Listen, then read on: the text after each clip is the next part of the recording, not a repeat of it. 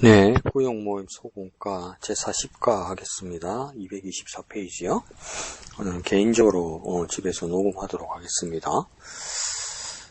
제목은 괴롭히는 자 아간이고요. 성경 본문은 여호수아 7장 16절에서 26절까지입니다. 여호수아서 7장 16절에서 26절까지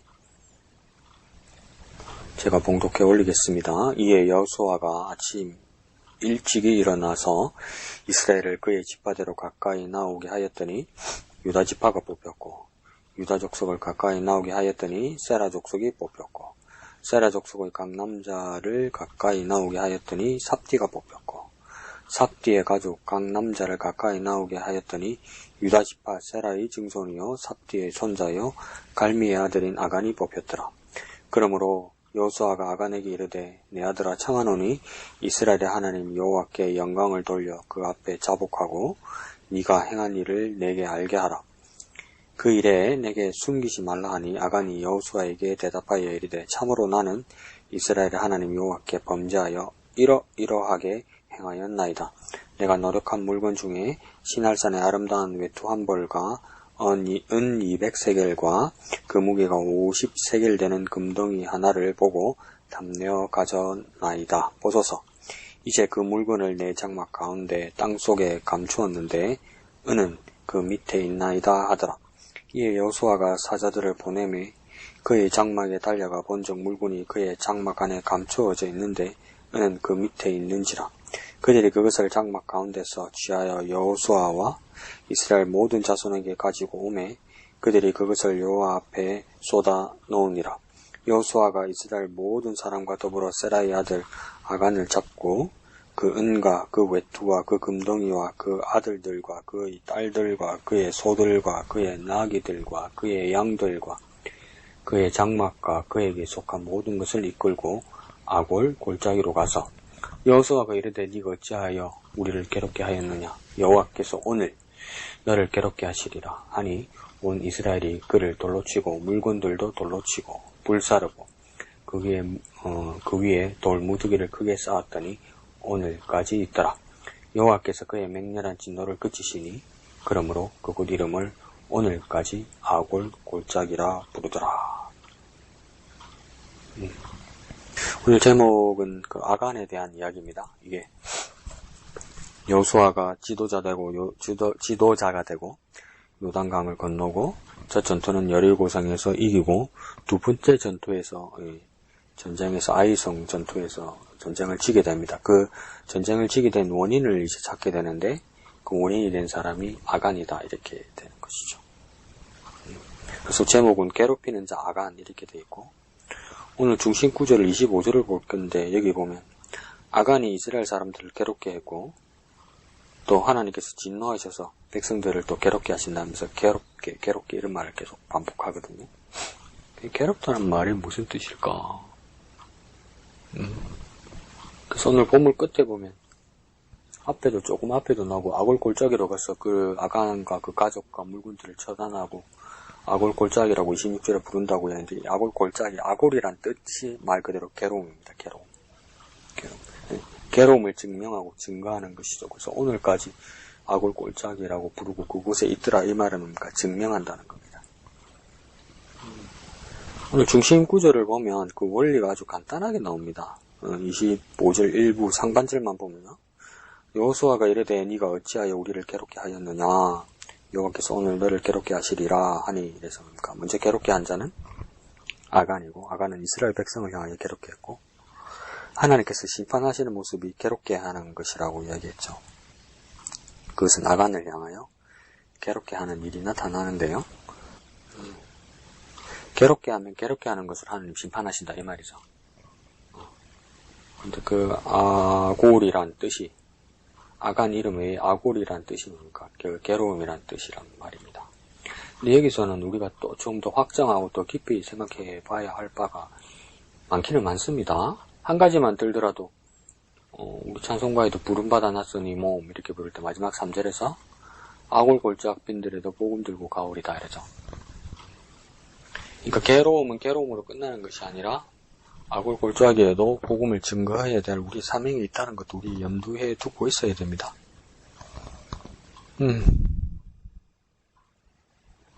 자, 중심구절을 보면 여호수아가 이르되 25절 상반절입니다. 여호수아가 이르되 네가 어찌하여 우리를 괴롭게 하였느냐. 한 사람이 이스라엘 공동체 전체를 힘들게 하고 괴롭게 했다. 이 말이죠. 그 여호수아가 이제 이걸 파악하게 됐습니다. 제비뽑기를 통해서. 두 번째 줄 보면 여호와께서 오늘 너를 괴롭게 하시리라. 이 괴롭게 한다는 말은 하나님께서 심판하고 형벌 하신다는 뜻이겠죠. 아간, 아굴, 괴롭게 하는 것, 이 내용들을 그렇게 잘 기억해 두면 좋을 것 같습니다. 자, 중심 주제를 보면요, 공동체를 돌보지 않는 개인의 욕심은 공동체 전체에게 고통을 준다, 이렇게 얘기했죠. 그럼 여기서 비교되는 두 가지 개념이 공동체가 있고요, 개인이 있습니다. 근데 공동체와 개인이 비교되고 분리되는 것이 아니라 개인은 공동체에 속한다고 말할 수도 있지만 개인은 공동체를 구성하는 아주 중요한 구성원이고 요소가 된다고 이야기하는 것이죠. 근데 여기에 올바른 자기 직분이나 자기 역할이나 자기 사명이 감당되지 않을 때 무엇이 생긴다고 이야기하는 거냐면 고통이요, 고통. 그러니까 괴로움, 고통, 이게 같은 뜻이겠죠. 그러니까 공동체가 공동체답지 못할 때, 개인이 욕심부리고 공동체를 위하지 않을 때, 고통이 많은데 이것은 개인뿐만 아니라 공동체 전체에 영향을 미친다는 겁니다. 이건 나중에서 보겠지만 공동체와 개인의 관계가 연결되어 있다는 뜻이죠. 나중에 고린도전서입니까? 거기서 바울은 이 공동체를 몸과 지체로 비교를 하죠. 그래서 지체의 한 부분만의 문제가 아니라 지체의 한 부분이 문제가 끼쳐지면 몸 전체가 영향을 받는다는 그런 식으로 이야기를 하는 거죠. 그래서 개인과 공동체가 연결되어 있다는 뜻입니다. 그런데 이제 밑에 연언말 보면 쉽게 말하기 위해서 밑에 연언말에는 어떤 말을 언급하냐면 연대 책임이라는 것을 언급합니다. 글쎄요, 공동체 개념과 연대 책임이 연관이 있을까요? 옛날식으로 생각하면 관련이 있겠지만 또 다르게 생각해 볼 수도 있습니다. 이 연대 책임은 어디서 많이 나타났냐면 두 번째 줄 보면 군대처럼 집단 생활을 하는 경우에는 누군가가 잘못하면 같은 집단에 속한 모든 사람에게 집단으로 기합을 주거나 불이익을 당하게 한다, 얘기죠. 제가 군 생활할 때 한 30년 전만 해도 이런 일들이 많았습니다. 연대 책임을 지는 것. 근데 지금은 많이 없어졌다고 그러네요. 연대 책임은 매우 전근대적인 모습이라 여겨 사라지고 있습니다. 그러니까 연대 책임과 공동체의 개념이 다른 것이 뭐냐면 이 연대 책임을 지는 것을 전 근대적인 모습이라고 얘기했잖아요. 근대 이전의 모습. 근대 이전이면 어딥니까? 중세나 고대 사회이죠. 중세나 고대 사회가 화약을 쓰기 전에, 총을 쓰기 전에, 대포를 쓰기 전에 전쟁의 모습이라면 첫 번째 직업 군인들은 많이 없었고 전시에 일반 백성들이 이제 전쟁터에 징발되고 강제로 징집되죠. 그러면 이렇게 무리를 이루어서 전쟁하는 방법이 여러 가지였는데 한 가지 방법은 1열 앞으로, 2열 앞으로 그래서 차례대로 축축축축 가면서 뭡니까? 차례대로 이렇게 전사하고 살아남고 이게 개의치 않죠. 수성과 공성의 성싸움에서도 보면 뭡니까? 수성하는 성에서 화살을 그냥 쏘면 앞열에 있는 사람은 방패를 들고 있더라도 많이 희생을 당하잖아요. 그죠? 그에 대해서 장수는 개의치 않고 그 분위기가 고조가 되면 그 안에 구성원에 있는 군인들도 두려워하지 않습니다. 그게 용기고 용맹일 수도 있지만 이게 어떤 느낌이 드냐면 부속품 같아요. 부속품. 다시 다른 군인들로 충원하고. 그러니까 개인의 인격이 존중받지도 못하고 인정받지 못하고 개인의 생명에 대해서 귀하게 여기지 못하는 그런 모습이 정근대적인 모습이라는 겁니다. 안 그러면 또 사각으로 네모난 사각 안에 꽉 찬 그 군인들이 있어서 그러니까 양쪽 테두리에 사면 테두리에 방패를 쥐고 이렇게 왼쪽이든 오른쪽이든 위든 아래든 이렇게 상하 좌우로 이동한단 말이에요. 그래서 안에서 밖으로 밀면서 가해의 테두리에 있는 사람이 서서히 죽어가지만 끝까지 남고 견디면 그 전쟁을 승리하게 되는 거죠. 그럼 희생이 엄청 많죠. 연대 책임이란 말은 그런 말입니다, 사실은. 우리 이름이라는 군대와 부대가 이기면 희생은 막 같이 있는 것처럼 말하죠. 그러니까 오늘날 극우주의자들의 그 애국에 대한 민족주의, 국수주의, 애국주의가 그런 면에서 무서운 거죠. 일제시대 때 가미가제 일본 군대 이런 거 있잖아요. 그런 것들이 그래서 무서운 거죠. 나라를 위해서 목숨 바치는 것 같지만 뭡니까? 그런 슬로건을 지도자들이 만들어서 전쟁에 이용하는 거죠. 그러니까 그 당시에는 총알이나 화살이나 한 사람 군인이나 그 가치가 같은 겁니다. 그게 전 근대적인 모습이라는 거죠. 공동체하고는 다릅니다. 자, 밑에서 두 번째 줄. 그런데 성경에는 의외로 한 사람의 죄악으로 인해 그 사람이 속한 모두가 고통을 받는 경우가 등장합니다. 이래서 오늘 본문의 이야기입니다. 여호수아가 여호수아 7장부터 시작하면서 첫 번째 전투 여리고 성을 성공적으로 함락했습니다. 그리고 이제 두 번째 성 아이 성을 정복하기 위해서 전쟁을 이제 벌입니다. 그런데 어이없이 패배를 겪게 되죠. 그럼 왜 아이 성 전투에서 지게 되었을까? 왜일까? 성경은 2장에서부터 그 말을 이야기하지만 그 부분에 대해서 조금 더 상세하게 볼 필요가 있는 것입니다. 오늘 초록색으로 된 큰 글로 한번 주제를 한번 읽어보면요. 공동체를 잃어버린 아간으로 인해 괴로움을 당한 이스라엘 이렇게 됐어요. 주제가 아간도 아간이지만 괴로움이란 말을 많이 쓰는 것 같아요. 오늘 이 책에서는. 그럼 괴로움, 고통, 아간, 아골 골짜기 요거 4개 같이 생각하면 좋을 것 같아요. 다시 한번요. 괴로움, 고통, 아간, 아골 골짜기. 자, 좋습니다. 그래서 다시 한번 읽어드리면 괴로움을 잃어버린 아간으로 인해 아간 때문에 괴로움을 당한 이스라엘. 공동체를 잃어버린 아간으로 인해 괴로움을 당한 이스라엘이죠. 아간이 공동체를 잃어버렸다고 표현하는데 굳이 틀린 말은 아니지만 선명해지지 못합니다. 그래서 한번 고쳐봅시다. 공동체를 잊어버린 아간이죠. 잃어버린 아간이 아니고 기억에서 잊어버렸다는 것이죠. 생각하지 않았다는 거죠. 공동체를 생각하지 않았다는 걸 깜빡했다는 뜻보다는 뭡니까? 이기적인 자기 욕심이 발동되었다는 것을 이야기하는 겁니다. 그러니까 공동체를 잊어버리고 의도적으로 망각한 아간 때문에 아간뿐만 아니라 뭡니까? 그 괴로움은 누구에게까지 미칩니까? 이스라엘 공동체 전체까지 괴로움으로 임하게 된다 이 말입니다. 그러니까 공동체를 잊었다는 뜻은 뭐냐면 개인적인 욕심이 공동체를 돌보지 않게 되었다는 것이죠. 그럼 무서운 이야기가 나오죠. 우리는 왜 기도하죠? 무엇을 기도하죠? 우리 생활 환경과 우리 주위와 우리 마음 상태와 우리 영혼을 위한 부족분에 대해서 필요를 채워달라고 하나님 앞에 기도하는 거잖아요. 그럼 다 자기를 위한 것이죠. 그렇게 기도되면. 근데 왜 우리가 기도를 이런 관념으로 이렇게 협소화시켰냐면 우리 토양이 그리스도교부터 시작되지 않았기 때문입니다. 그리고 기도란 말은 교회에서부터 시작된 말이 아니고 우리가 복음을 알기 전에 우리 토양에는 다른 종교에서 쓰던 말들이 다 기도였죠. 구하는 것, 자기 신들에게. 그러니까 우리도 이제 기도란 말을 같이 쓰게 된 거죠.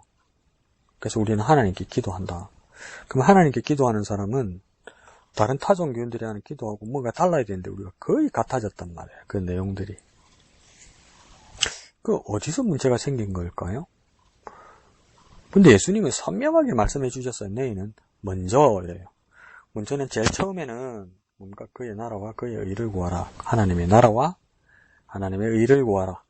하나님의 나라를 구하고 하나님의 오르심을 구하는 것이 첫째라고 이야기해요. 진짜 우리가 매번 기도할 때마다 하나님의 나라가 이 땅에 임하고 임하는 일을 위해서 그리고 또 하나님의 오르심을 위해서 먼저 구하고 있습니까? 필요를 구하죠. 필요를. 우리는 부족한 게 많아서. 그 부족한 게 많다는 뜻은 사실은 뭡니까? 욕심이죠. 욕심. 자본주의 사회에서 우리 필요를 구하는 것만 꼭 없어도 되는데 더 갖고 싶은 욕심이죠. 욕심. 부족이 아니고. 그걸 구하는 겁니다. 그게 잘못된 거죠. 예수님은 먼저 그의 나라와 그의 의를 구하라고 그랬으면 내 생활 환경에 내 삶의 자리에서 하나님의 나라가 보여야 된다는 겁니다. 그건 하나님께서 확인하고 우리 이웃과 우리 지체들과 세상 사람들이 확인하게 해야 되는 거죠. 그럼 그 일을 위해서 내가 뭐 해야 됩니까? 희생해야 되는 거예요. 사실은 희생해야 되는 거예요. 희생. 우리 기도의 첫째는 하나님 나라를 위해서. 그리고 그 의를 구하라. 하나님의 오르심을 구하는 거잖아요. 뜻을 구하는 거 아닙니다. 그 의자 아닙니다. 뜻 의자가 아니고 오를 의자 씁니다.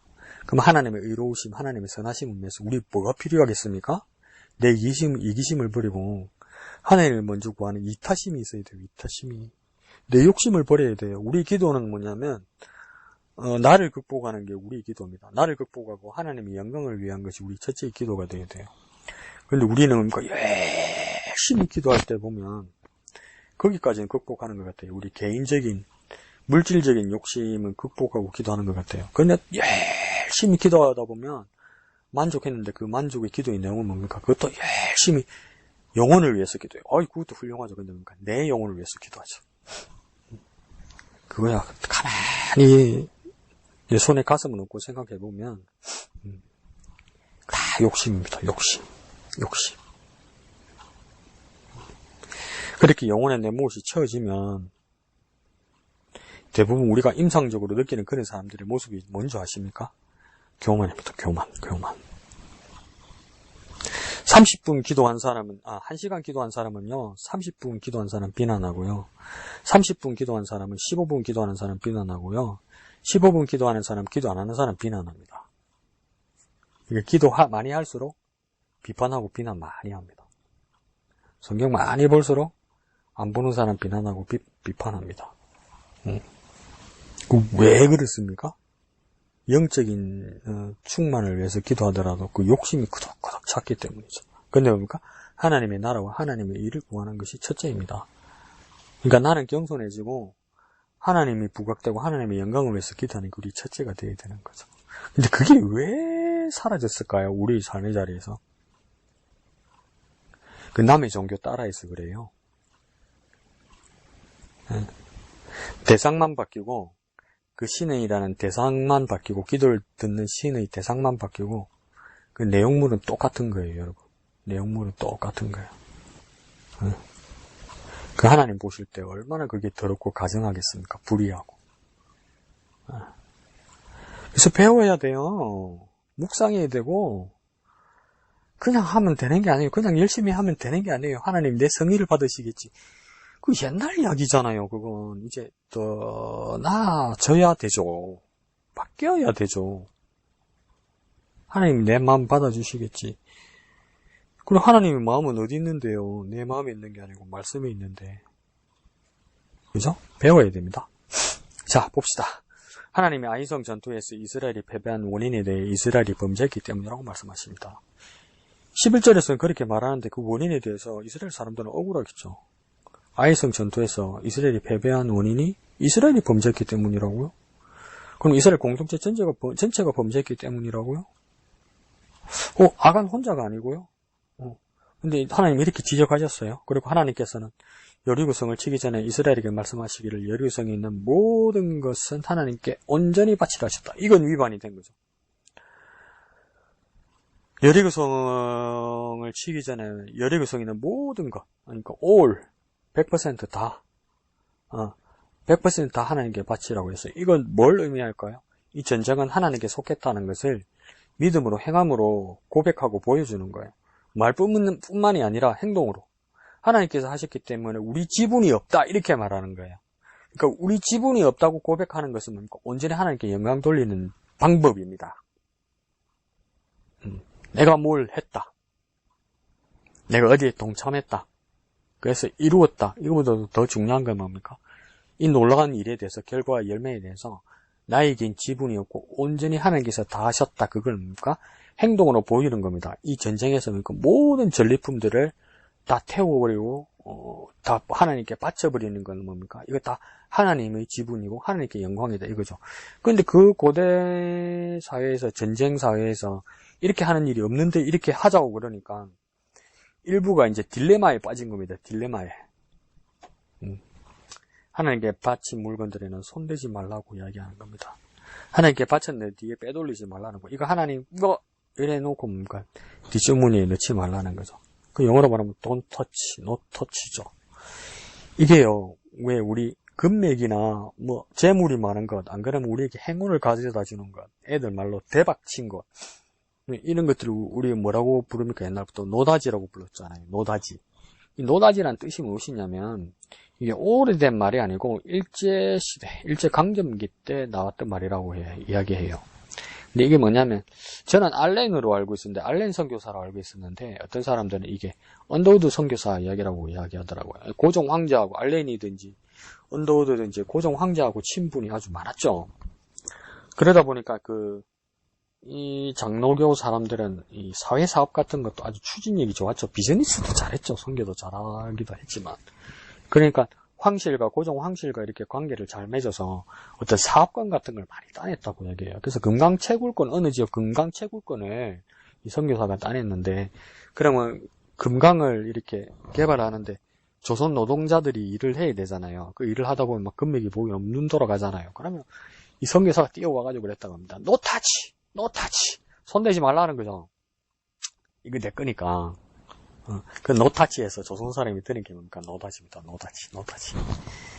예. 씁쓸하죠? 자, 하나님께 바친 물건에 손대지 말라고 명령합니다. 그 이야기입니다. 그런데 아간은 하나님께 바친 물건을 가지고 가서 숨기는 죄를 저지릅니다. 그러니까 여리고에서 있었던 사건이네요. 그죠? 그래서 아이성 전투에 영향을 미치는 거네요. 그 처음부터 잘못했네요. 아간이. 첫 단추부터 잘못 끼웠구나. 근데 여기서 명시하기를 뭐라 합니까? 아간이 한 일은 하나님의 것을 자기의 것으로 자기의 것으로 착각했다는 것보다는 고집 부려서 오해해서, 그러니까 그걸 자기 것으로 숨기는 죄를 저질렀다는 겁니다. 그게 욕심이죠, 욕심. 욕심이고 욕망이고, 그리스도인들에게 욕심과 욕망을 어떻게 순화시키고 어떻게 변화시키고 어떻게 위장합니까? 소망이라고 말하죠.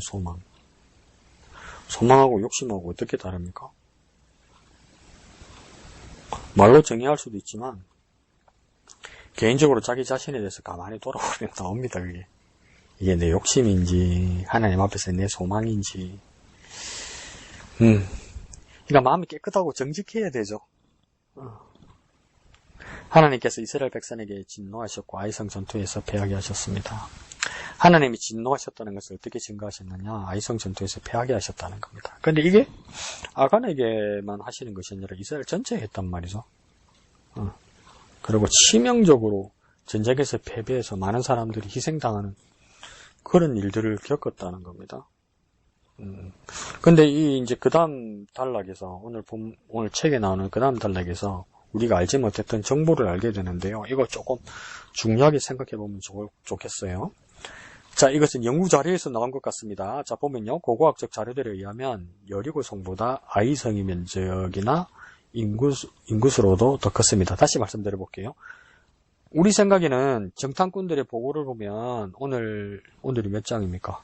여호수아 7장에서 2, 3, 2절 하반절에서 3, 4, 5절까지 가서 정탐꾼들의 보고를 보면, 보고 내용을 들으면 아이성 규모가 정말 작은 것 같거든요. 여리고성보다. 근데 실제 실측을 하면, 고고학적 자료로 실측을 하면 여리고성보다 아이성이 훨씬 컸대요. 아이성이. 그러니까 여리고성은 지형적으로나 견고한 성벽 등으로 인해 난공불락의 요새였기에 점령하기 쉽지 않을 성이었습니다. 그런데 순전히 하나님의 은혜로 여리고성을 무너뜨렸습니다. 이 놀라운 기적을 맛본 후 기고만장한 이스라엘 백성은 아이성을 칠 때 너무 얕보았다는 것이죠. 그러니까 7장 전반절에서 나는 아이성에 대한 그 짧은 그 보고들은 팩트를 말한 것이 아니라 정탐꾼들의 감정적인 이야기를 하다 보니, 감정적인 보고를 하다 보니까 그게 뭡니까? 왜곡됐다는 겁니다. 보고가. 그러니까 보고만 가지고 안 되겠다는 게 이제 보이는 거죠. 그리고 뭡니까? 왜 보고가 이렇게 왜곡됩니까? 교만하니까요. 좋게 말하면 자신만만한 거겠지만 교만하기 때문에 이런 일들이 일어난 거죠. 그리고 우리에게도 뭡니까? 왜 이런 착각이 일어납니까? 성경을 읽으면서 하나님 말씀이 1.1에게 오류도 없다는 것은 맞는데, 하나님께서 1.1에게 오류도 없다는 것을 증명하기 위해서 인간의 나약함, 인간의 부족함, 인간의 욕망, 거짓된 범죄, 이것이 같이 들어있는데, 인간의 잘못된, 세상적인 잘못된 것을 이게 하나님 말씀이라고 우리가 일률적으로 우리가 왜곡하고 일률적으로 오해하기 때문에 생기는 일들이라고요. 오늘 본문을 읽는 것도. 아이성이 작다고 말하는 것은 하나도 팩트가 없는 거예요. 그냥 교만한 정탐꾼들이 말한 왜곡된 사실이라는 거예요. 그러니까 성경을 읽는데도 우리가 잘못 이해하고 있는 겁니다. 그러니까 단지 교만한 이스라엘의 그 정탐꾼 입장으로 읽었다는 겁니다. 그러니까 우리가 똑같이 진리의 말씀이 하나님 성경을 읽더라도 정말 우리가 기도하듯이 내 눈을 열어서 주의 법에 귀한 것을 보게 하소서 성령께서 내게 종명해 주시지 않으면 성경 안에서 헷갈려요, 우리가. 이게 하나님의 뜻인지 인간의 범죄한 잘못된 내용이 지금 보고되고 있는 건지 이걸 모른단 말이에요. 그러니까 성경을 하나님 말씀 볼 때 얼마나 신중하고 얼마나 기도하고 얼마나 겸손하게 살피면서 말씀을 봐야 되냔 말이에요.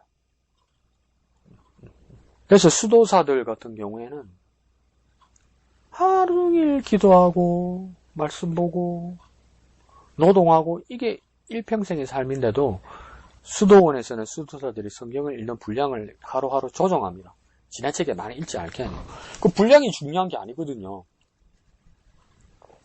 정해진 분량을 제대로 숙지하는 게 중요하거든요. 근데 이제 오늘날 우리 그리스도인들이 숙지하는 걸 잘 못하죠. 성경뿐만 아니라 한국 사람들이 독서량이 작다 보니까, 그러니까 글을 문자를 읽어도 오독하는 경우가 많습니다. 내용을 잘못 이해하는 경우가 많아요. 그리고 그걸 악용하는 언론들도 많고요. 작가들도 많고. 그래서 오늘 아이성 같은 경우에도 실제로는 뭡니까? 엄청나게 여러 개성보다 큰 건물이라는 것을 성경에는 나오지 않으시면 뒤에 알게 됐죠. 그러니까 성경 교사들이나 목사들은 말 함부로 하면 안 돼요. 그 자기 컴플렉스나 자기 잘못된 것을 그렇게 위장하거나 치장하면 안 돼요. 그렇게 설교하는 그 성경 교사진이나 목사들 많죠. 목회 현장에 와서 신학은 아무 소용없다고. 우리는 오직 하나님 말씀대로 믿음이 중요하다고요. 그게 얼마나 무책임하고 게으른 말인 줄 아세요? 성도들은 그럴 수 있죠. 하나님 말씀을 깊이 묵상하고 하나님 말씀 본문 안에서 하려고 노력하고 중요하죠. 그러나 그것을 가이드하는 사람은 누구입니까? 성경 교사들이고 목사들이잖아요. 성경 교사들이고 목사는 성경과 더불어 기도와 더불어 여러 자료들을 찾고 공부하는 사람이 돼야죠. 목사는 목회자이면서 성경학자예요. 신학자예요. 목사는 신학자예요, 여러분. 필요 없다. 성경 말씀만 보면 오늘 그 아이성 전투도 이거 그 두세 절밖에 안 되는 거 실장에 2, 3, 4절에서 두세 절밖에 안 되는 거 보면 그냥 착각하잖아요. 정탐꾼이 거짓으로 잘못 보고한 걸 가지고 아이성이 작구나, 작은데 적구나 이렇게 이해한단 말이에요. 그러니까 하나님 말씀을 볼 때도 우리가 얼마나 많이 조심하고 주의하고 열려 있어야 되고 귀 기울여 드려야 되고 목사들은 뭡니까? 신학자의 신학적 양심으로 얼마나 열심히 노력하고 살피고 조사하고 연구해야 됩니까? 연구자예요, 연구자, 여러분. 성경교사나 목회자들은 어느 작은 규모의 선생들이라도 요즘 세상 얼마나 좋아요. 스마트폰이나 인터넷으로 봐도요. 평신도들한테 열려있는 정보들이 얼마나 많은데요. 안 하잖아. 진짜 주님 앞에 가서 악하고 게으른 종으로 그 소리 들으면 어떡해. 진짜 그 위험한 발언이에요. 신학은 필요 없고 오직 우리의 믿음과 하나님 말씀이면 된다고. 그리고 말씀이 뭐라 말하는지 알아들어야 될 거 아니에요. 알아들어야 될 거. 알아듣기 위해서는 살펴야 되죠. 자, 이 정탐꾼들은 아이성은 별것이 아니라고 보고합니다. 왜 그렇게 별것이 아니라고 보고합니까? 앞에 여리고성 전투를 보면서 교만하게 됐고 기고만장하게 되었고 그래서 오버하게 되는 겁니다. 여리고보다 훨씬 아이성이 큰데 작다고 말하죠. 왜 그랬습니까? 믿음이 없어졌기 때문이에요. 믿음 대신 뭐가 커졌기 때문입니까? 인간적인 교만이 커졌기 때문이죠. 근데 왜 이렇게까지 합니까? 하나님이 보이지 않는 것이죠. 하나님 보이지 않는 이유는요. 믿음도 없어졌기 때문이에요. 그럼 뭐만 남았습니까? 교만? 그와 더불어입니까? 인간적인 자신감. 그러니까 인간적인 자신감은 교만이에요, 여러분. 인간적인 자신감에는 하나님이 없고 그건 교만이고. 그걸 뭐랍니까? 필패하게 되는 거죠. 필패. 자, 중요한 것은 아이성이 얼마나 강했느냐, 약했느냐 문제가 아닙니다. 예, 뭐가 가장 중요한 것일까요? 하나님께서 함께 하시면 능력이 이길 수 있고, 아무리 약한 적을 칠지라도 하나님께서 함께 하시지 않으면 처절하게 패배할 수 있다는 것을 알아야 됩니다. 그러면 어느 여부입니까? 성이 크고 작고의 여부가 아니라 하나님이 함께 하시느냐, 하나님이 함께 하시지 않느냐. 이건 확인하고 가야죠. 애성 전투 앞에서 그게 사라져버린 거죠. 그리고 그 다음에 여호수아의 치명적인 실수를 이제 보여줍니다. 아이성을 칠 때 여호수아가 놓친 치명적인 실수가 있습니다. 그 실수가 뭡니까? 하나님께 묻지 않았다는 거예요. 하나님께 묻지 않았다는 것을 오늘 우리 그리스도인으로서 어떻게 적용해 볼 수 있을까요? 여호수아와 같은 실수를 어떻게 우리가 저지르는 거죠? 하나님께 묻지 않았다는 모습이. 사안 앞에서 기도하지 않는 거예요. 사안 앞에서, 어떤 일 앞에서 기도하지 않는 거예요. 마음이 급하니까 빨리 처리하고 나면 되니까. 기도 많이 안 하죠. 사안 앞에서, 일 앞에서. 여호수아가 다른 전쟁에도 그랬듯이 먼저 하나님께 물었다면 전쟁을 치르기 전에 아간의 죄를 하나님께서 지적하셨을 것이죠. 아이성 전투 전에 여리고성에서 전리품을 훔친 아간의 죄를 하나님께서 지적하셨을 겁니다. 뭐 하면요? 하나님께 물었다면요. 하나님께 기도했다면요. 그러면 아간의 죄를 먼저 다루고 아간을 먼저 심판하고 그 다음 아이성을 쳤다면 결과는 어떻게 됐을까요? 정복했겠죠. 근데 왜 여호수아가 이걸 못했을까요? 왜 그랬을까요? 여호수아마저도 교만한 사람들처럼 그렇게 쉽게 동화되어 버린 겁니다. 또 쉽게 말해볼까요? 나쁜 건 빨리 배워요. 나쁜 건 가르쳐주지 않아도요. 빨리 따라해요. 영어나 외국어를 배워도요. 외국에 데려다 놔도요. 정중한 말, 바른 말, 올바른 말은 외우기가, 쓰기가 그렇게 어렵고요. 가르치지 않은 욕은 그렇게 잘해요. 영어로 욕도요. 그러니까 나쁜 건 빨리 배워요. 그 여호수아도 그렇게 빨리 동화되어 버린 것이죠. 왜 그럴까요? 교만이 스물스물 자라오는 거예요. 어디서 시작된 걸까요? 자신감요, 자신감. 자신감이 뭐 그래 나쁘겠어요. 자신감이 필요하죠. 근데 그게 뭐가 없어서 그랬습니까? 겸손이 없어서 그래요. 겸손이. 그런데 여리고성의 승리에 취한 여호수아는 정탐꾼 말만 믿고 아이성을 얕잡아보고 전쟁을 치렀다가 패배하게 된 겁니다. 과거에 매몰되어 있는 겁니다. 여리고성 승리에 취했다는 거. 앞으로 뭘 해야 되는데 과거에 내가 어땠다는 것에 그게 취해 있는 겁니다. 자기 무용담에 빠져 있는 거죠. 그러니까 교만한 거죠. 그러니까 하나님께 묻는 것보다는 정탐꾼의 말만 믿는 겁니다.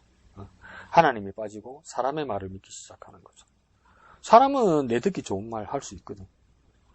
내 듣기 좋은 말. 내 친한 친구죠. 가만히 생각해 보십시오. 내 듣기 좋은 말 하는 사람들이 친구죠. 저도 그러거든요.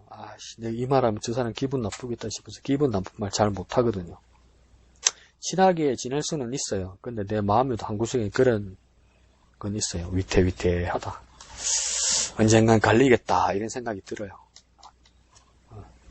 하나님 없는 그 우정과 그 관계가 상당히 빈약하단 말이에요. 그래서 어떻게 됩니까? 사람의 말을 믿기 시작하니까 아이성을 얕잡아 본 게 돼요. 눈에 있는데도 안 보여요. 그게 훨씬 여리고성보다 큰데도 느껴지기를 작게 느껴지는 거죠. 느껴지기를 작게. 그 느낌이라는 게 상당히 왜곡되는 겁니다. 여러분, 느낌이라는 게. 그러니까 증거하고 증언하고 다르잖아요. 증거는 물질이 실물이 있는 게 증거잖아요. 근데 증언은 뭡니까? 말하는 거잖아요. 그것을 경험하고 본 사람이 말하는 거잖아요. 재판에서도 증거와 증언이 있을 때 증언만 가지고는 판결할 수 없습니다. 그게 거짓말하는 경우도 있지만 내 느낌으로 엄청 왜곡돼요. 나도 모르게. 사람은 보고 싶은 것만 보고 좋아하는 것만 보고 좋아하는 것을 믿게 되거든요. 그리고 그게 거짓이 아니라고 할지라도 그 부분만 보게 되거든요. 사람은. 전체가 안 보여요. 그래서 증언은 재판의 절대적인 그 요소가 되지 못합니다. 현대 재판에서도. 그 엿잡아 봤다는 건 느낌이죠, 느낌. 그래서 무모하게 전쟁을 치렀죠. 그러니까 어떻게 됩니까? 패배하게 됩니다. 근데 다 이유가 있는 거죠, 이유가. 우리 삶의 모습에서도 내게 어떤 일, 어찌 이런 일이 생길까 할 때, 그게 잘 살펴보기는 어려운데 이유가 있습니다, 이유가. 금방 드러나지도 않고 금방 알지도 못하죠. 그래서 마음이 급한 우리는 하나님을 원망하기도 하고 서운한 마음을 가지기도 합니다.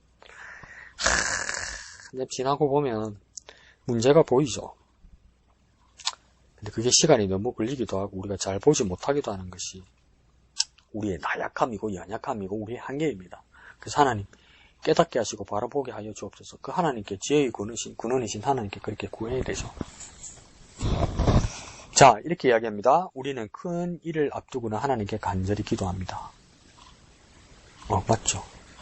큰 일 앞에서는 우리가 간절히 기도해요. 왜요? 내가 감당할 수 없는 일이니까. 큰 일은 하나님 앞에 맡기죠. 근데 두 번째는요, 작은 일 앞에서는 기도하지 않을 때가 많습니다. 그렇죠? 내가 할 수 있다고 생각하기 때문이기도 하고, 성격이 급해서 그래요. 성격이 급해서 하나님 밀어대는 거죠.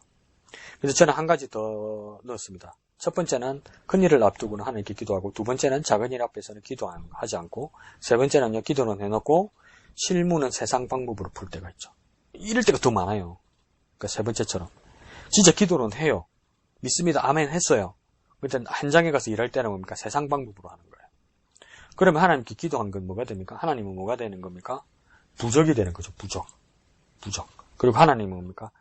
나를 따라다니면서 뒤치덕거리 하는 존재가 되는 거죠. 이런 오류가 더 많고 이런 잘못이 실수가 우리에게 더 많죠. 에베소서 4장 6절에는 그렇게 말하죠. 모든 일에 기도와 간구로 너희 구할 것을 감사함으로 하나님께 아뢰라. 우리 기도에 응답해 주신 하나님의 약속이라서 많이 외우기도 있고 잘 알고 있죠. 그래서 모든 일에 기도와 간구로 너희 구할 것을 감사함으로 하나님께 아뢰라. 아직 받기도 전인데 감사함으로 하나님 주시면 감사합니다 하면 하나님께서 주시는 것이다. 이렇게 이해하죠. 맞는 말입니다. 근데 오늘 포인트는 뭐냐면 맨 앞에 두었습니다. 모든 일에 기도하라 말입니다. 선별해서 기도하거나 마음 급해서 까먹거나 그러지 말라는 겁니다. 모든 사안에 대해서 기도해야 된다는 겁니다. 이스라엘이 패배한 원인은 뭡니까? 그것을 알게 된, 이스라엘 패배하게 된 것을 알게 된 여호수아는 이스라엘 백성들을 모두 모아서 하나님 앞에 죄를 저지른 자를 이제 찾아내게 됩니다. 그래서 제비 뽑기 하죠. 그래서 결국 뭡니까? 유다 지파의 아간이 뽑힙니다. 그래서 아간은 자기 죄를 자백하죠. 그래서 어디에 감춰졌습니다. 땅에 묻어두었습니다. 그 아래에 은도 있습니다. 이렇게 말을 하죠. 그래서 그 사자들이 가서, 그 일꾼들이 가서 그걸 찾아오죠.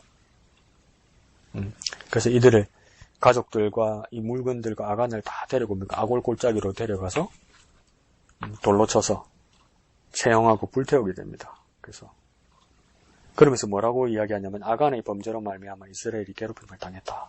이스라엘이 고통을 당했다. 이렇게 이야기합니다. 아직도 우리가 풀지 못한 게 있죠. 아간 한 사람이 죄를 범한 것이라면 아간만 징계하면 되지 왜 이스라엘 전체가 괴로움을 당하는 것일까요? 연대 책임이 잘못된 거라고 저도 앞에 말씀드렸잖아요. 그죠? 근데 아간 한 사람이 잘못했는데 왜 이스라엘 전체가 괴로움을 당해야 되는 거죠? 오늘 본문에서는 이렇게 설명합니다. 하나님은 이스라엘을 하나의 공동체로 보시기 때문에 아간의 죄를 이스라엘 공동체 전체에게 물으셨다. 이렇게 이야기를 해요. 그래서 한 사람에게만 묻지 않으시고 공동체 전체에게 물으셨다. 아직도 풀리지 않죠. 이스라엘 공동체가 억울하죠. 억울하지 않아요? 몰랐는데 어떻게 날벼락을 맞아요. 일단 한 가지만 풀어나갑시다. 그 뒤에 또 상세하게 풀게요. 그러면 우리는 어떻게 이 사안을 봐야 되느냐? 개인과 공동체는 연결되어 있고 개인은 공동체의 부속물이 아니라 연결되어 있는 지체라는 겁니다. 생명체라는 겁니다. 그래서 개인은 공동체를 위해야 되고 공동체는 개인을 돌봐야 되는 겁니다. 좀 말이 어렵죠? 서로가 책임지는 관계임을 강조하는 겁니다. 서로가. 공동체와 개인이 서로가 책임지는. 근대사회에서 로크나 루소나 홉스 같은 사상가들이 사회 계약서를 이야기했거든요. 국가와 개인은 계약관계다, 계약관계. 그래서 개인이 국가를 위해서 해야 될 일이 있고 국가도 개인을 위해서 책임져야 할 일이 있는데 그것은 계약관계라는 거죠. 그러니까 서로가 책임을 다해야 되는 거죠. 그와 마찬가지로 이스라엘 공동체가 개인이 이스라엘 공동체를 위해서 해야 될 일이 있고 공동체는 뭡니까? 개인을 위해서 또 해야 될 일이 있다는 거죠. 이렇게 연결되어 있다는 것을 보여주기 위해서 이 사안이 이 비참한 상황이 보였다는 겁니다. 그러니까 하나님께서 아간의 죄를 물으시지만 자기만을 위해 욕심을 가진 자가 공동체 전체가 어떻게 고통을 당할 수 있는지 교훈을 주신 거라는 거예요. 그러니까 목적은요, 교훈을 주시는 것이죠. 그러니까 여기서는 뭡니까? 상징성을 가지게 되는 거죠. 이기심을 버리고 이웃과 지체와 공동체를 위해서 개인이 일해야 된다는 걸 이야기하는 겁니다. 그래서 교회란 공동체도 어떻습니까? 나 자신이 교회의 공동체 안에 들어오지만 나의 욕망을 채우기 전에 나와 연결된 지체들과 교회라는 공동체를 위해서 내가 무엇을 해야 될지 사명을 다하고 헌신하는 것이 중요하다는 겁니다. 그럴 때 뭡니까? 또 다른 나의 지체들이 교회 안에 있는 나를 위해서 헌신하고 사랑하고 나를 도운다는 겁니다. 서로. 그것이 성장이고 부흥이겠죠. 말이 조금 어렵나요? 나중에 조금 더 설명해 봅시다. 그 뒤에 이제 창세기 예를 듭니다. 가인에게 내 아우 아벨은 어디 있느냐고 물으셨던 것 같은 이치입니다. 가인이 아벨을 돌로 쳐 죽였죠. 그죠? 그러니까 하나님께서 물으시죠. 네 아우 아벨이 어디 있느냐. 근데 가인이 뭐라고 하나님 앞에 대답합니까? 내가 아우를 지키는 자입니까? 근데 결론적으로 뭐라고 오늘 책에서는 말하냐면 너는 네 아우 아벨을 지키는 자여야 한다. 하나님께서 그렇게 결론 주신 것과 같다는 거예요. 그러면 여기서 우리가 알 수 있는 건 뭐냐면 사람의 본분이 무엇이냐. 가인과 아벨 사건에서도 하나님이 말씀하시는 사람의 본분은 뭐냐. 하나님이 지으시고 하나님이 사랑하시는 사람을 지키고 보호하고 사랑해야 되는 것이 우리 인류의 근본적인 사명이다 이 말입니다. 왜 그렇습니까? 연결되어 있기 때문이에요. 연결되어 있기 때문에. 개개별의 사람이 아니라 연결되어 있다는 거예요. 연결. 같이 하게 되어 있다는 거예요. 연결되어 있는 그 사람을 위하는 것은 또 나를 위하는 것이 되겠죠. 그래서 내가 하나님께 범죄하는 것은 내가 속한 공동체가 거룩하지 못하게 만드는 죄악이거든요. 그러니까 나 개인의 죄가 내 개인이 하나님께 범죄하는 것은 내 공동체를 뭔가 죄악으로 보는 것과 같다는 것이죠. 왜요? 연결됐으니까. 우리 공동체 구성원들과 같이 연결되어 있으니까. 우리 3년 동안 얼마나 많이 겪었습니까? 코로나 바이러스 보십시오. 그냥 순식간에 확산되고 전염되잖아요. 그 나 한 사람의 문제로 안 끝나잖아요. 그리고 두 번째는 다른 지체들이 죄를 짓지 않고 거룩하게 살아가도록 서로 돌봐야 합니다. 그러니까 뭐냐면 이스라엘이 공동체가 아간의 범죄에 대해서 억울하다고 말할 수도 있고 충분히 그런 예지가 있지만 이스라엘 공동체에게 하나님께서 물으시는 건 뭐냐면 왜 살피고 왜 돌보지 않았냐 이 말입니다. 아간이 범죄하지 않게. 아니 그게 어떻게 가능합니까? 가능하다는 거예요. 하나님 보실 때는. 지도자 여호수아가 저 빼먹는 거 봐라는 겁니다. 그 순서와 절차와 하나님 앞에 먼저 부어야 되는 걸 빼먹는 거 봐라는 겁니다. 이스라엘 공동체 전체가 정탐꾼을 비롯해서 그 이야기를 들은 여호수아가 이스라엘 공동체 전체가 가벼이 여기면서 공동체 전체의 상황에 대해서 제대로 살피지 않았다는 거예요. 그러니까 이게 어떻게 아간 한 사람이 잘못이냐 이렇게 말하는 거예요. 전체가 확산되고 전염되어 있는 겁니다. 이 분위기가. 그러니까 공동체에게 잘못을 물으시는 거예요. 그런데 중세사회가 타락했을 때는 어땠습니까? 마녀 사냥이라는 게 있었죠. 세상에 사람이 마녀가 어디 있습니까? 마녀가. 근데 그 마녀 사냥과 마녀 심판을 누가 했습니까? 교회가 했단 말이에요. 교회 사제들이, 도미니크 수도의 사제들이 심판해서 불에 태워주겠단 말이에요. 여자들을. 죄를 뒤집어 씌워서. 왜 그렇게 했습니까? 교회와 중세사회가 하나님을 신앙한다면서 타락해 있으니까 자기 죄를 자복하고 자기 공동체의 잘못을 하나님 앞에 회개하는 것이 아니라 누가 희생물을 앞에 세워서 그 주의 한기를 거기에 돌려서 자기 잘못을 덮으려고 그랬단 말이에요. 자기 잘못을 덮으려고. 이 희생자를 찾았단 말이에요.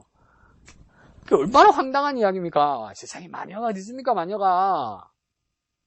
마귀면 마귀고, 불신자면 불신자고, 귀신이면 귀신이지. 사람이 마녀가 어디 있습니까, 마녀가.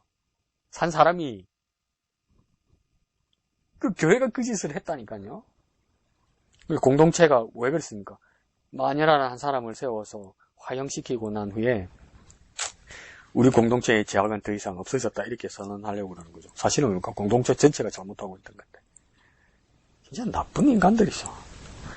우리가 그렇단 말이에요. 우리가 나는 잘못한 거 없는데 이런단 말이에요. 엄마들 보통 뭐라 합니까? 우리 애는 잘못한 게 없는데 친구를 잘못하게 해서.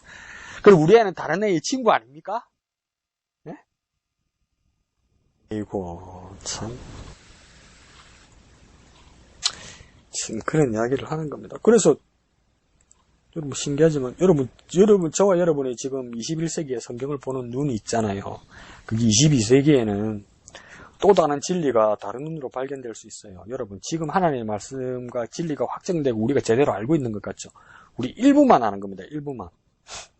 중세사회가 근대사회가 오기 전에 과학이 발달하기 전에는요. 성경을 볼 때 그 요한계시록에서 그런 말이 나오죠. 용을 잡으니 에뱀이요 마귀요 사단이라 이렇게 이야기하잖아요. 개구리고 뭐 이렇게 표현하잖아요. 근데 그 용이라고 썼잖아요. 그래서 진짜 중세 사람들은 성경을 읽으면서 진짜 용이 있다고 믿었어요. 실제적으로. 근데 지금 오늘날 사람들이 용이 하늘을 나르는 용이 어디 있다고 믿습니까? 그건 상징적인 이야기지. 신화적인 상징성을 떠는 그 은유적인 표현이지. 그러니까 우리가 하나님의 말씀을 봐도 우리가 알고 있는 게 얼마 안 되고요. 우리 어리석습니다. 그리고 하나님께서 우리가 이 시대에 알 만큼 하나님께서 그 인을 떼서 열어주시는 것이지 100% 오픈됐다고 우리 착각하고 교만하면 안 됩니다. 그러다 보면 우리의 오해를 덮기 위해서 다른 희생양을 찾아요. 오늘날도 마녀라고 말 안 하지만 우리를 대신해서 희생양을 얼마나 많이 삼습니까? 주의를 환기시키고 다른 데 시선을 돌리려고 언론들 하는지 보십시오. 근데 교회가 같이 덩달아 뛰고 아이고 어떡하려고 나중에 응? 내 개인의 범죄가 공동체 전체를 제약 가운데 빠지게 할 수 있어요. 그리고 나의 거룩함이 공동체의 거룩함인데 그 공동체를 돌봐야 되는데 공동체를 돌보기는 그냥 잘못된 길로 이끌 수 있다는 겁니다. 그리고 뭡니까? 더 악해져서 우리가 야합을 해서 우리끼리 모여서 억울한 사람 만든단 말이에요. 억울한 사람. 그러니까 예수님께서도 사도행전의 사도들도 그렇게 이야기하잖아요. 선지자들의 피를 흘렸던 자들이. 그러니까 하나님 말씀을 제대로 전했는데 그게 듣기 싫어서 악한 사람들이 무리를 이루어서 하나님의 선지자, 하나님의 말씀을 바로 전하는 자를 죽이잖아요. 그 예수님께서도 그렇게 당하시잖아요. 많은 사람이 옳습니까? 많은 사람이 옳지 않단 말이에요. 하나님의 뜻대로 제대로 행하는 한 사람일 수도 있단 말이에요. 그러니까 뭐라고 말합니까? 내가 말세에 믿음을 보겠느냐 이러잖아요. 말세에 내가 믿음을 보겠느냐 이 뜻은 뭡니까? 믿음을 가진 사람이 많지 않다 이 뜻이에요. 그럼 우리 어디에 서야 되겠습니까? 닿는 말 볼게요. 자, 하나님은 우리를 공동체로 부르셨습니다. 이 공동체란 말이 왜 제가 자꾸 이렇게 여기서 멈칫했냐면 이거 우리 학교 신학교에서 다 배웠는데 우리 친구 목사들도 다 까먹었을 거예요. 이 공동체를 뭐라고 말하는 거냐면 유기체라고 말하는 겁니다. 유기체. 유기체는 뭐와 비교되냐면 구조체와 비교됩니다. 영어로는 유기체는 오르가니즘이라고 이야기하고 구조체는 시스템이라고 이야기합니다. 그래서 유기체와 구조체가 다른 뜻은 뭐냐면 유기체는 쉽게 말해서 뭐냐면 생명체를 말합니다. 생명체. 그 사람으로 따지면 생명체. 사람으로 따지면 사람의 팔도 있고 다리도 있고 눈, 코, 입이 있잖아요. 다른 역할들이 있죠. 다른 역할들이 있지만 다 연결되어 있잖아요. 그런데 내가 요즘 의학이 발달해서 이식도 합니다만 기본적으로 내 팔이 마음에 안 든다고 해서 내 팔을 그냥 뚝 끊어서 버리면 뭡니까? 팔 아픈 걸로 끝나는 것이 아니라 온몸이 아프고 그거 출혈을 막지 못하고 지혈이 안 되면 뭡니까? 결국 나는 죽게 되죠. 왜 그렇습니까? 내 팔 하나에 온몸과 연결되어 있기 때문이죠. 그러니까 유기체는 그 생명체를 말하는 거예요. 그러니까 우리 공동체는 뭐냐면 교회라는 공동체, 이스라엘이라는 공동체, 이 인류라는 공동체는 뭐냐면 하나의 생명으로 연결되어 있단 말이에요. 그러니까 내 이웃을 내 몸과 같이 살아가라고 그러잖아요. 몸과 같이 시계와 같이 자동차와 같이 냉장고와 같이 스마트폰과 같이 살아가라고 하지 않잖아요. 왜 그렇습니까? 전자제품은 기계는 부속 갈아 끼우면 되거든요. 잘 돌아가거든요. 근데 사람은 뭡니까? 뚝 뗐다가 뚝 붙였다 이러면 뭡니까? 죽어요. 왜요? 생명체로 연결되어 있으니까. 이 공동체는 뭡니까? 생명체, 유기체를 말하는 겁니다. 그 반대되는 건 뭡니까? 구조체죠, 구조체. 그 연대 책임을 말할 때는 구조체를 말하는 겁니다. 전쟁 나가가지고 군인 죽으면 다른 군인들 데려서 인원 채우면 되잖아요. 그리고 자동차도 뭡니까? 어느 부분에 부속이 낡으면 새 거 끼우면 그 자동차 잘 가잖아요. 그거 왜 그렇습니까? 생명체가 아니고 기계이기 때문에 그렇죠. 이게 구조체죠. 근데 우리는 하나님께서 부르신 공동체는 무엇입니까? 유기체라는 생명체란 말이에요. 유기체라는 생명체. 그렇기 때문에 아간의 범죄가 뭡니까? 이스라엘 공동체 전체의 책임을 물으신다는 거예요. 생명체니까. 그러니까 아간이는 범죄를 없앴기 때문에 우리 이스라엘 공동체는 살았다가 아니라 하나님 말씀 뭐냐면 그 아픔을 좀 느끼라는 겁니다. 아픔을. 그리고 공동체의 귀함을 여기라는 겁니다. 그래서 이 공동체가 오늘 우리는 뭐라고 부릅니까? 그리스도인들의 교회로 부르죠. 교회. 교회는 왜 성전하고 자꾸 구분을 짓냐면 이스라엘 사회에서 성전은 단 하나만 있었고 그것은 뭡니까? 건물을 이야기합니다. 그곳에 하나님이 임재하는 걸 이야기하고 있지, 성소에. 근데 교회는 건물을 말하지 않습니다. 건물은 교회에서 건물이라고 굳이 말하자면 그걸 교회라고 부르지 않고 예배당이라고 부릅니다. 예배당. 예배할 수 있는 건물. 그러면 교회는 무엇이냐? 에클레시아라고 불러요. 헬라 사람들이. 에클레시아란 말은 뭐냐면 성도들의 모임 이렇게 말해요. 그러면 성도들의 모임이라는 것은 뭘 강조되는 거냐면 모임도 모임이지만 성도라는 사람을 강조하는 거예요. 사람. 그러니까 아무리 교회에 예배당이 있어도 그게 예배하는 사람이 모이지 않으면 그게 교회가 안 돼요. 교회가 안 돼요. 그리고 예배당이라는 건물에 사람들이 모여있는데 예배할 마음이 없고 모여서 딴 얘기하고 마음에 딴 데가 있으면 그곳은 뭡니까? 사람들이 그렇게 모여있어도 기존 교인이 모여있어도 교회가 안 됩니다. 이해하시죠? 예배하는 자, 하나님을 사모하는 자가 모일 때 교회가 되는 거예요. 그럼 더 극단적으로 교회가 사고가 났어요? 교회가 사라져 버렸어요? 교회가 다 타고 무너져 버렸어요? 근데 그 빈터에 교인들이 모여서 하늘을 바라보면서 바람이 불어서 벽도 없는 곳에서 비가 내리는 곳에도 모여서 하나님께 예배해요? 그럼 그곳은 뭐가 되는 겁니까? 교회가 되는 겁니다. 교회. 그래서 성전은 건물에서 시작되어서 교회는 뭡니까? 성도들, 사람들의 모임을 말하는 거죠. 근데 이 에클레시아란 말은 성경에서 먼저 쓴 말은 아닙니다. 고대 아테네 사회에서 먼저 쓴 말이에요. 고대 아테네 사회에서 무슨 말이냐면 고대 아테네는 민주주의 발상지잖아요. 그래서 직접 민주주의를 했죠. 그때는 시민들이 직접 모여서 투표하고 이렇게 했죠. 의결하고. 그래서 민주 시민들의 모임 민회를 에클레시아라고 불렀어요. 그게 이제 성경으로 오면서 교회란 이름으로 이제 우리가 쓰게 된 거죠. 그러니까 에클레시아는 처음에는 고대 아테네 시민들의 모임 민회, 그리고 지금 우리에게 와서는 성도들의 모임. 근데 그게 다 공통적인 건 뭡니까? 민회나 교회나 그 에클레시아는 사람들의 모임이 더 중요하다는 거예요. 근데 그 민회가 지금 오늘 민주사회는 간접민주주의 사회에서는 어디로 발전했습니까? 우리나라는 국회죠, 국회. 국민을 대표하는 국회의원들이 모이는 국회. 근데 국회의원들이 뭐 하고 있습니까? 민의를 반영하지 않고 국민의 뜻을 반영하지 않고 개인적인 욕심과 당량을 위해서 하면 뭡니까? 이거 다 탄핵 대상이요. 이 사람들 어떻게 하면 좋습니까? 그래서 교회 공동체가 연결되어 있다는 뜻은 뭡니까? 유기체이고 생명체이다 이 뜻입니다. 그 반대말은요, 구조체. 부속품 갈아 끼웠다 넣는 구조체. 그래서 아간과 이스라엘 공동체의 연결성은 뭡니까? 생명체, 유기체였기 때문에 이스라엘 공동체 전체에 치명적인 영향을 미친다 이런 겁니다. 그래서 다른 지체들과 함께 거룩함으로 나아가도록 우리는 다른 지체들을 돌보아야 합니다. 그래서 서로 사랑해야 되는 이유도 그거입니다. 우리 같이 연결된 생명체이기 때문에. 나 혼자의 제약이 나에게만 영향을 미치는 것이 아니라 공동체를 괴로움으로 몰고 갈 수 있다는, 나에게도 책임감이 있어야 돼. 책임감. 뭐 나는 그래 해도 뭐 괜찮지 이렇게 말하거나, 반대는 아니까 당신들 알아서 해라 이렇게 말하는 그 뒤로 물러섬, 이런 거 있죠.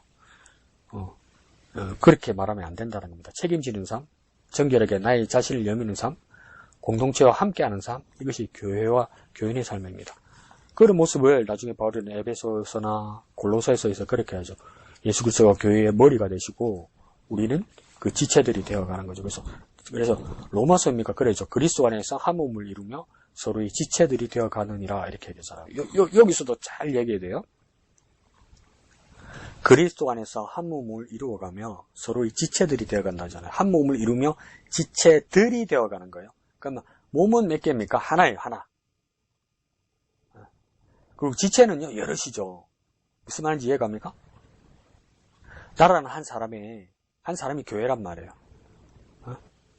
그리고 지체는 뭡니까? 팔도 있고 다리도 있고 몸속에는 오장육부 장기들도 있고 눈, 코, 입도 있고 여러 개들이잖아요. 근데 그건 다 무엇을 위하는 겁니까? 하나의 몸을 위하는 거죠. 하나의 몸. 그러니까 하나의 교회를 위하는 거란 말이에요. 근데 에베소서 골로새서에는 교회는 머리는 누구라고 이야기합니까? 그리스도라고 이야기하잖아요. 그러니까 그리스도 한 분을 향하는 거예요. 교회에서. 그리스도들도 아니고 교회들도 아니에요. 그리스도 한 분이요, 하나님도 한 분이요, 그리스도도 한 분이요, 교회도 하나예요. 근데 지체는 여러들이에요. 우리 모두가 뭡니까? 그리스도를 향하고 몸을 향하고 하나님을 향하는 거예요. 그러니까 아간의 사건은 비극이기도 하지만 오늘 우리에게 주는 교훈은 뭡니까? 우리 지체들이 연결되어서 생명체로 유기체로 연결되어서 교회를 향하고 하나님 교회를 향하고 한 분이신 그리스도를 향하고 한 분 하나님의 영광을 위해서 하는 거예요. 근데 교회에 와가지고 이거 주세요, 저거 주세요, 이거 할래요, 저거 할래요, 이거 뭐 없나, 저거 없나, 막 아웅다웅 막 이렇게 하면 지체가 찢어지는, 해당하는 행위죠. 그럼 아간처럼 고통과 괴로움을 주는 존재가 되는 것이죠. 그리고 또 뭡니까? 고통과 괴로움을 적극적으로 주는 존재가 아니라도 우리가 다 같이 이거 합시다. 하나님께서 주신 비전입니다. 안 움직여. 안 가. 그러면 내 몸이 하나인데 다리 하나가 움직이지 않으면 제대로 못 가는 거 아니에요. 그 방해하는 거잖아요. 반대하는 거죠. 몸을 위하는 것도 아니고 그리스도를 위하는 것도 아니고 교회를 위하는 것도 아니죠. 그 아간과 같은 일을 하는 겁니다. 그러니까 잘 생각하셔야 돼요. 잘 따라야 돼요. 이렇게 살아가시는 저와 여러분 되시기를 예수님 이름으로 축복드립니다.